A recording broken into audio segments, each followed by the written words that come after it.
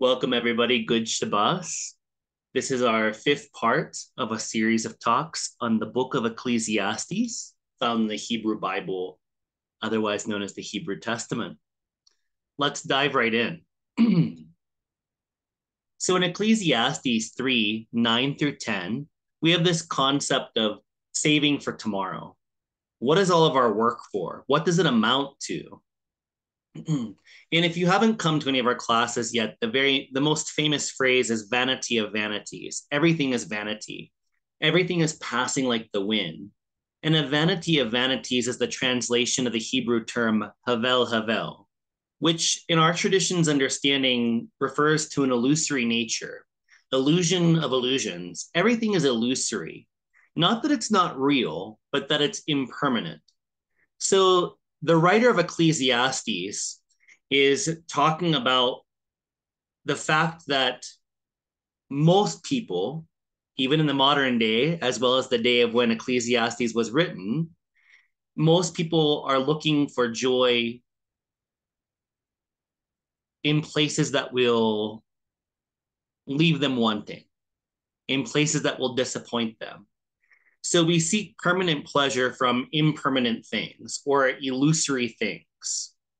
And the goal of the writer of Ecclesiastes, in my opinion, is to project us towards desiring to seek permanent pleasure from a permanent source.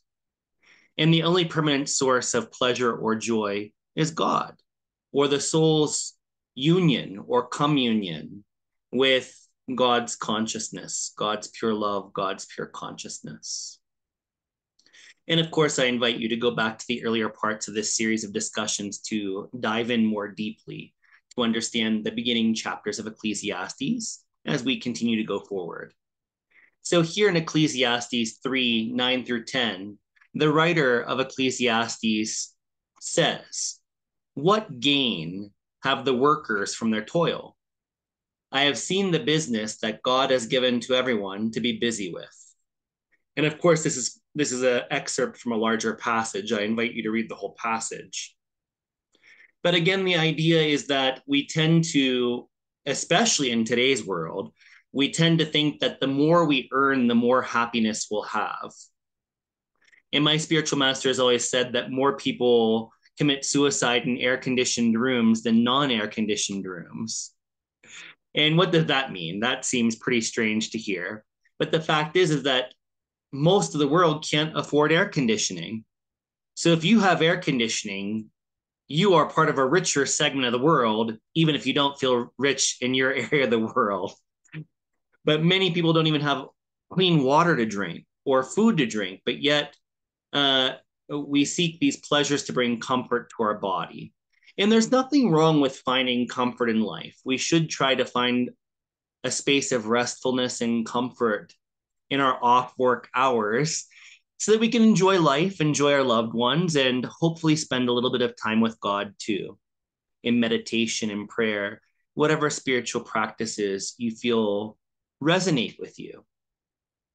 So, but the fact is that most people focus and put all their time into working, hoping to make more money, hoping to become more happy, hoping to make their bodies essentially more comfortable or their minds more comfortable. But the fact is that these bodies are impermanent, and so are our minds, so are our emotions. Watch your mind closely for a whole day, for a whole week, for a whole month, and you'll see that there's nothing that is permanent about your state of mind or your emotional content. Everything is always in flux. How our bodies feel, how our minds think, how our emotions emote. And we're always trying to think that if I could just get this thing, then I'd be happy. If I could just get a little bit more education, I can get a better job. I can make a little bit more money. I can make my circumstances happier. But in the end, no matter how much we gain, we always want more. And when you make more money, not that that's a bad thing. I don't believe that money or work or capitalism is bad. Essentially, in and of itself, people make all those things evil, but money can be used to help the poor, right? to educate people that don't have education, to put clothes in the back of people that don't have clothing, to help elders that are struggling on Social Security, which pays for like 25% of their life. And they have to choose between heat, medicine, and food, right? So money could be used for a very good purpose. Money is not evil, but money does not buy personal happiness. And it certainly does not buy lasting happiness. Because even whenever our earnings go up, so do our desires. And just watch it in yourself. If we were to have $1 million, we'd want more. The billionaires of this planet, they want more. We're never satisfied with it because we think if we could just have that next thing, that next desire, then I'll be happy. But yet, nobody is ever happy from that next accomplishment, from that next desire. They always want something more. Or, in the very least, they're trying to protect what they've gathered, and there's a lot of insecurity around protecting that, such as buying stocks, buying bonds, getting involved in the money market. You invest your money so you can make more, but you're always worried about losing it. There's always that tension, right? So that's what Ecclesiastes is saying here. He's not saying, or she is not saying, that we shouldn't work, we shouldn't earn, we shouldn't enjoy our money or our comfort, because in fact, in a few more sentences, the writer does say that we should enjoy, and that at least we have our enjoyment in the moment, right? And that's what the writer does go on to say, that at least from all of our work, we have this moment of enjoyment. We should eat, drink, and be merry. That kind of sentiment is said next. But the idea is that those feelings of satisfaction quickly go away and we want more. So is there something more to life than just working, earning, spending, desiring, longing for that next thing that we may or may not get? And if we get it, will we lose it? Is there something more? Is there something that can put a little bit more ground under our feet? And of course, the only thing that can put permanent support beneath us is God. And that too is a perspective, because some people will always blame God and say, oh my God, you've abandoned me. I'm sick, or I lost my job, or I lost my house. I'm not going to worship you anymore, or whatever it is that our traditions evoke us to do or invoke us to do with God. So, but God truly is the only eternal joy we can find. And even if we have a close relationship with God, we have to understand that this earth is not permanent. Everything that God gives us is on loan or is impermanent. And once the right time comes, we should be willing to give it up with a sense of acceptance and without clinging in such a way that it causes us pain and suffering and depression. So the next topic is from Ecclesiastes 3:16 through 19. Moreover, I saw under the sun that in place of justice, wickedness was there, and in place of righteousness, wickedness was there as well. I said in my heart, God will judge the righteous and the wicked, for he has appointed a time for every matter and for every work. I said in my heart with regard to human beings that God is testing them to show that they are but animals. For the fate of humans and the fate of animals is the same. As one dies, so dies the other. So here, although the idea of impermanence is definitely still here in the last sentence, as one dies, so dies the other, it's pointing to the fact that there is an end to our days. Most humans don't like to reflect or don't think about the fact that the next breath is not guaranteed. Anything can happen. In general, a lot of people think that, oh, I'm relatively young, I have so many days, years, months left, but that's not true. We see people dying all the time, and sometimes quite senselessly. I mean, look around America right now, if you're from the US, all these senseless shootings. There's mass shootings every day.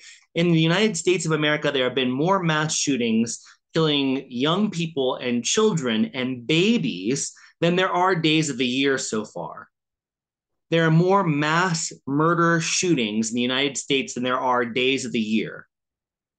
So don't think, I'm not trying to scare people, but it's just a reality that death can come at any moment. So we have to make use of this time to make the world a better place while we're here, and also to grow spiritually within ourselves. Those are our two main goals if you want permanent joy in your life or lasting joy in your life. Number one, seek God. Develop an inner relationship with God that is not ever limited or interrupted by the expectations you have of the material world. It's all inner satisfaction. That's the only lasting satisfaction there is an inward relationship with God. In other words, in the temple of your heart, God and soul are one. That is permanent joy. And then serving all the vulnerable people in our communities and our world. When you help somebody that is suffering, there is no better feeling in your heart. Nothing. When you feed a hungry child, when you give clothes to somebody, when you go to a nursing home and you visit a woman that is 98 years old and has not been visited by her family because they're just waiting for her to die, and she's joyful just to have somebody hold her hand. These are the things that make life worth living, in my opinion. And we need to do these two things, the inner work and the outer work of spirit, of God, of Mar Yeshua, in order to fulfill our lives.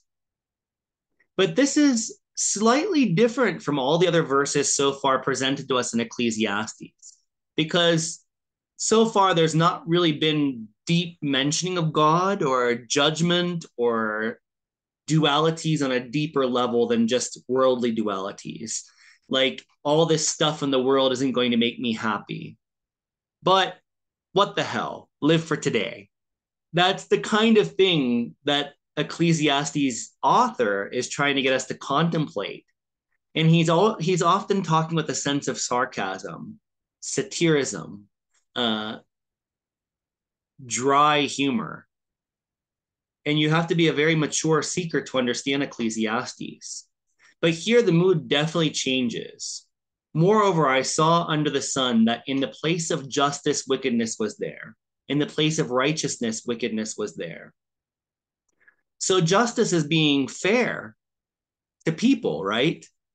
Justice is the outer work that we just talked about. Justice is, I have more than enough, but my neighbor has nothing. My spiritual master always said, if I have 5 potatoes and I cook 5 potatoes, but I only need to eat 1, you are a thief of 4 potatoes, for the other people that are starving outside your home. So you should only take what you need for yourself and try to share a little bit with the poor, even if it's 1 potato. Even if it's 1 potato. If I have 5 sweaters in my closet, right? I really only need 1 sweater to keep myself warm. One of my other spiritual teachers, she had 2 pairs of clothes. She said, what do I need more than 2 pairs of clothes for? I have the pair of clothes on my body, and I have the pair of clothes that I'm washing that's drying on the line outside. That was the depth of her spiritual renunciation, her spiritual purity, is that she felt that she didn't need another set of clothes other than 2 sets of clothes that looked identical, because she felt that if she had extra, she could give it to people that didn't have even 1 set of clothes that was clean to wear. So that's justice, trying to create balance in the world. And it's not that we have to give everything away. I don't believe that we have to give away all of our resources. These are extreme, pure examples, but we should want to give something back.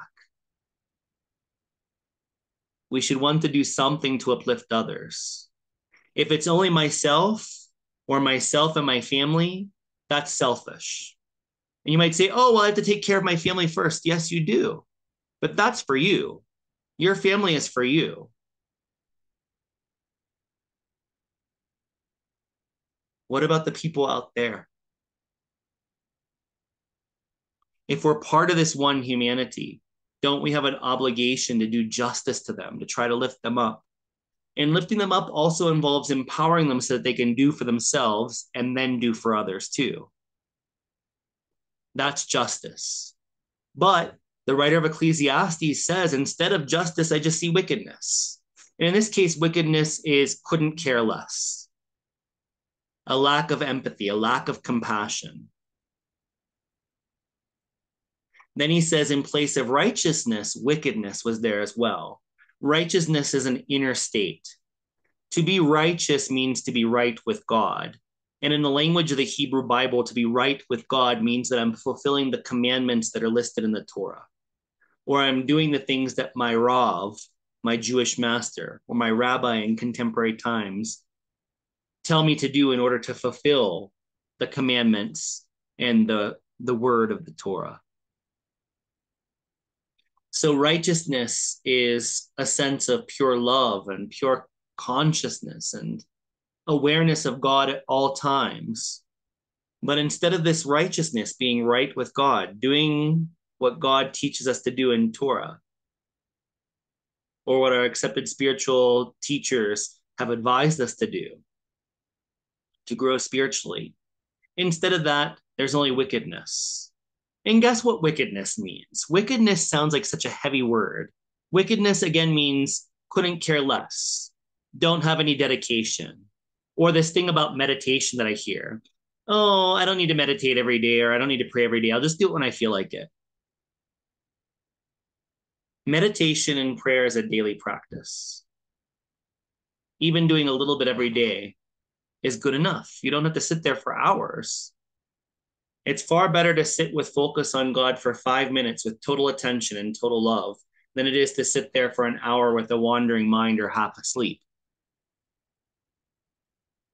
You don't have to make up flowery prose. Sometimes prayer is not even a word.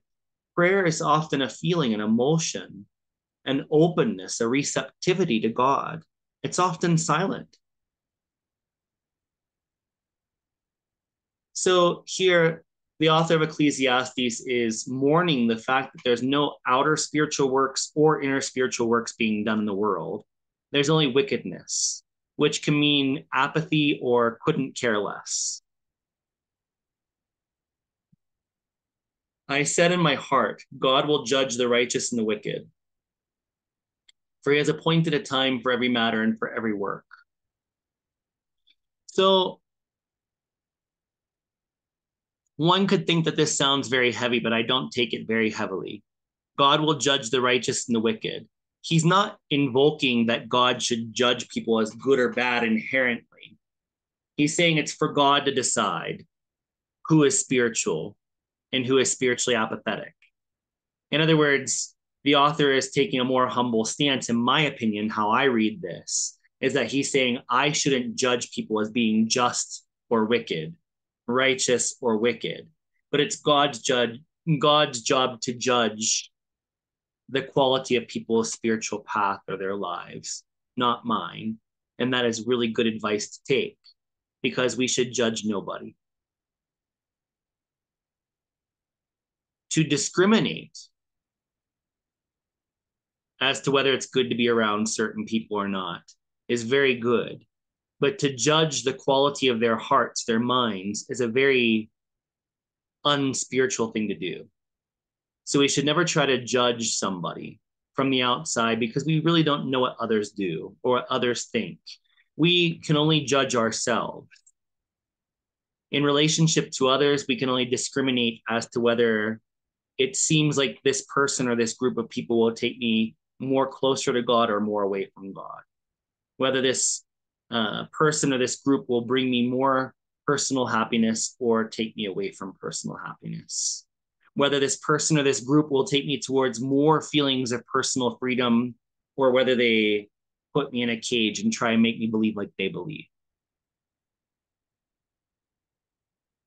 Finally, the author says, I said in my heart with regard to human beings that God is testing them to show that they are but animals.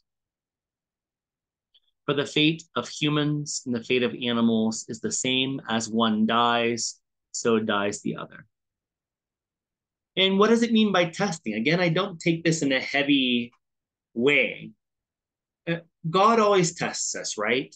And for those that say that they're truly on a spiritual path, or they're truly seeking God, or they're they want to become closer to God, or they want to become more illumined, whatever the personal spiritual goal is, as soon as we say that, God will test us.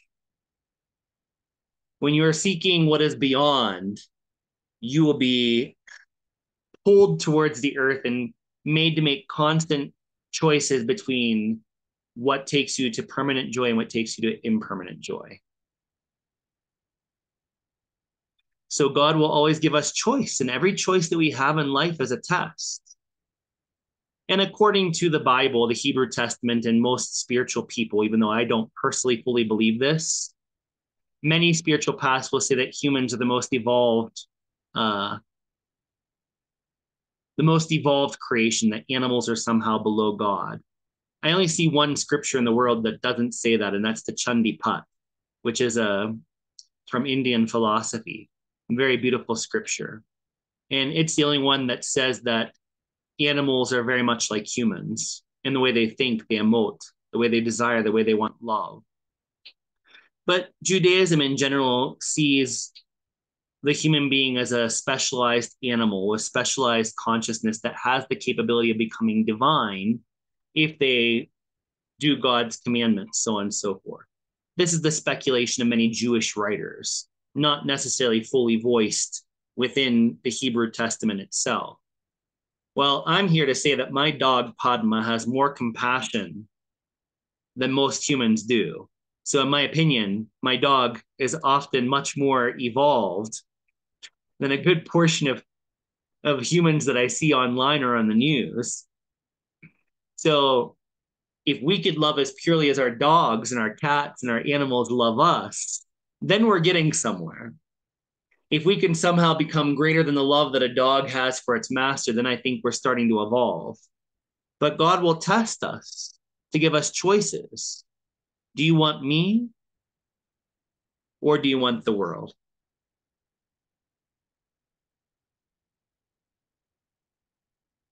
And if we choose the lower path, then we're choosing a path of instinct and self-comfort that many animals will seek for themselves.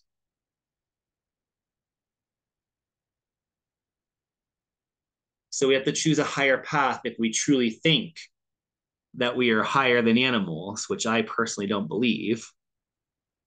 How do we know what the consciousness of animals are, right?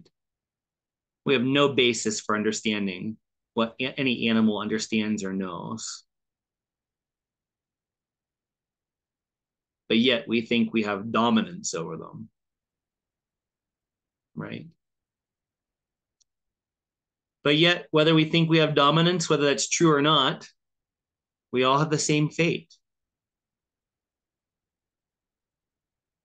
One day will be our last. One breath will be our last. So we should seek to go beyond our instinctual nature. We should seek to go beyond our apathy, beyond our couldn't care less. And we should seek to become something that is truly of benefit to the world, that is truly of benefit to ourselves.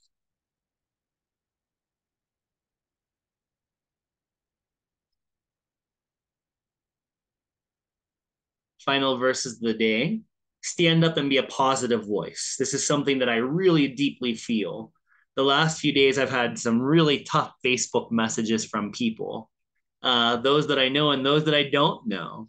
And that's what it is. I mean, I realize that I'm putting out a message into the world, to this forum and others, that goes against selfishness. It goes against certain political viewpoints. I'm quite independent politically, but we have to be brave enough that if our political party, if our church, if our temple is hating somebody for who they are, we have to say, this is not the right political party. This is not the right church. If your church is telling you to hate somebody, anybody, then that means that they're teaching you to judge. And Jesus himself said, judge not, lest thee be judged. So if any church is teaching you to judge somebody, to hate somebody, to oppress somebody, because they are not the same color skin you are, They are not the same sexual preference you are. They are not the same gender, or they're transgender, or anything. Anything you can think of, any difference that makes you feel uncomfortable because you are immature, that's your problem, not their problem. If any church is telling you to judge somebody, or they know that a certain group is disposed to judging other people in certain other groups, and they want to keep their base, or they want to keep their parishioners putting money in the basket, that's why there will never be a basket that goes around in the sacrament of Shabbat or the liturgy of the chalice. Because once you put a basket out there for a sacrament, you sell yourself as a spiritual person.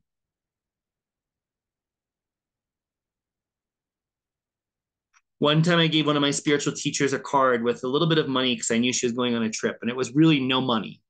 And she threw it back at me and she said, "I cannot accept money from you." She said, "If I accept money from you, that means that there may be a slight reason for me in the back of my mind to favor you over somebody that can't give me money." That will always stick with me. In spirituality and true politics, money should not have a sway, but money does have a sway. And that's why many churches see certain groups of people that have certain beliefs, and they will encourage them to hate those people. Because they know if they tell them not to hate those people, then all those people that are giving that church money will go over to this church and give them money.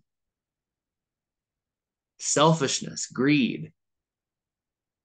But if a church is not accepting money and they're just spreading a positive message, or any spiritual group is not accepting money for their service, and they're just giving a positive message, that's where you should be listening. And all oppression is connected. All oppression is connected to greed and power. And honestly, the baseline is immaturity, not being able to see that everybody wants the same thing. Everybody wants to be loved. Everybody wants to be happy. Everybody wants to be healthy. Everybody wants to have enough money to survive. But yet, the world teaches us to step over each other. And apparently, in the days of Ecclesiastes, it was the same. 4:1-3. Again, I saw all the oppressions that are practiced under the sun. Look, the tears of the oppressed, with no one to comfort them. On the side of their oppressors, there was power, with no one to comfort them. And I thought the dead, who have already died, more fortunate than the living, who are still alive. But better than both is the one who has not yet been, and has not seen the evil deeds that are done under the sun. This last underlined sentence is very deep in meaning. And I thought the dead, who have already died, more fortunate than the living, who are still alive. But better than both is the one who has not yet been, and has not seen the evil deeds that are done under the sun. Seen also means done the evil deeds. We're all biased in some way, unless we're truly illumined saints, which hopefully we're all working to become according to our own spiritual paths and beliefs and what we resonate with, etc. But here, basically, in my opinion, the writer of Ecclesiastes is saying that we all oppress people in one way or the other, consciously or unconsciously. And this creates a great deal of hub. Hub means debt. Hub is similar to the idea of karma, which is a more popular phrase that has been adopted into the Western thinking somewhat erroneously, somewhat in an uneducated way. But basically, the idea of karma, as most people understand it, is the idea of hub. There's a debt. Due to the negative actions we do, we receive some sort of negative action back. And And that is what I believe the writer is talking about, that we all, directly or indirectly, unless we're really focusing and really trying to reform ourselves and the worlds around us, then we are contributing to some sort of oppression. If we're not consciously trying to end oppression for other people, we are subtly, indirectly causing oppression to happen. If we do not speak up against oppression, if we remain silent and let the powerful step on the weak, then we are just as guilty. What do they call it when you help somebody commit a crime? We're helping other. If we don't speak up against oppression, then we're allowing, helping, making it easier for oppressors to oppress. So either by oppressing people, you being the oppressor, or you not speaking against oppression, we as a humanity are creating debt for ourselves individually and collectively, a very bad negative karma or negative hub. And that's why the writer says it's better if we'd not been born at all, if we're not going to do something about it. Because apathy is just as bad or almost as bad as actually oppressing others. Not doing something about it is just as bad as doing it. If you see somebody else being bullied in high school or wherever else you may be at, and you don't say, hey, stop that, that's not right, then you have just allowed evil to continue. And you share in a portion of that hub, that negative karma, that negative debt. So we are all, unless we are consciously trying to make a difference in the world and in ourselves, eradicating bias and judgment and hate from ourselves and from the community that we live in, communities that we live in, then we are contributing to the darkness in the world. We are contributing to the oppression in the world. And it would be better if we had not lived at all, because we're creating this limiting karma that must negatively affect this life and future lives if you believe in reincarnation, which certainly early Jews and Jesus did.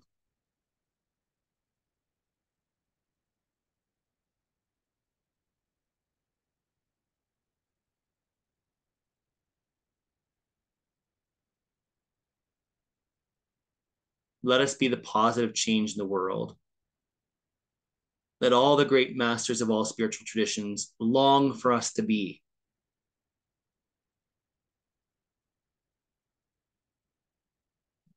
We can do it. We can make the world a better place just because we've been here today. For a person that does not oppress others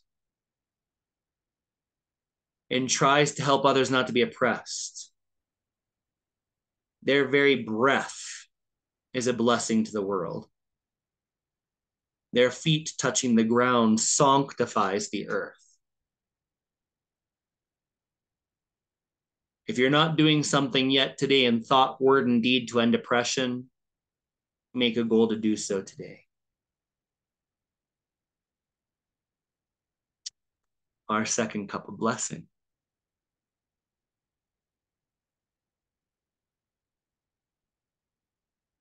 Heavenly Father, Divine Mother of the universe, help me to seek you first and foremost, prioritize you in my life, to focus on praying and meditating and studying just a little bit each day. May I become your eyes, your hands, your feet in this world. May I be an instrument for you, a voice for you in this world to help to end even a tiny portion of oppression, a tiny part of injustice. And may I be concerned about my own inner reality more than others. May I not judge, but may I always be ever vigilant. May I always discriminate rightly.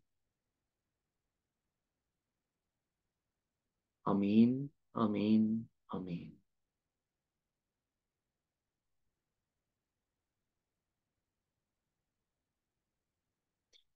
Thank you, everybody, for coming today. Good Shabbos. I look forward to being with you next Friday.